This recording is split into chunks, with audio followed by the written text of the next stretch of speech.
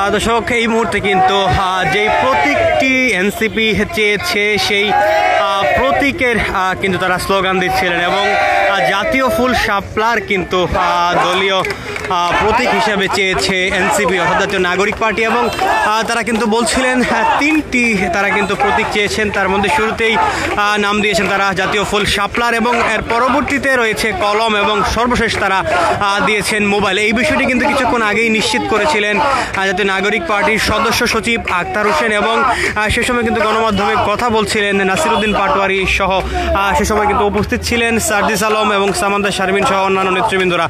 দর্শক, আপনাদের যদি জানিয়ে রাখি, বেলা 4টা নাগাদ কিন্তু এই নির্বাচন ভবনে এসে উপস্থিত হয়েছেন জাতীয় নাগরিক পার্টির সদস্য সচিব আক্তার হোসেনের নেতৃত্বে তাদের একটি প্রতিনিধি দল এবং সেখানে উপস্থিত ছিলেন আক্তার হোসেন, সামান্তা শারমিন, এছাড়াও ছিলেন নাসিরউদ্দিন পাটোয়ারি, সার্জিস আলম সহ কিন্তু কেন্দ্রীয় নেতৃবৃন্দরা উপস্থিত ছিলেন এবং তারা কিন্তু এসেই তাদের যে আবেদনটি অর্থাৎ দলীয় নিবন্ধন পেতে যে আবেদন করতে হয় নির্বাচন কমিশনে সেই আবেদনটি তারা জমা দিয়েছেন এবং তারা কিন্তু গণমাধ্যমে জানিয়েছেন যেই বিধানগুলো রয়েছে অর্থাৎ কতগুলো দল জেলার কমিটি সহ উপজেলা কমিটির যে কাগজপত্র সেগুলো কিন্তু জমা দিতে হয় সেই বিষয়গুলো কিন্তু বলছিলেন।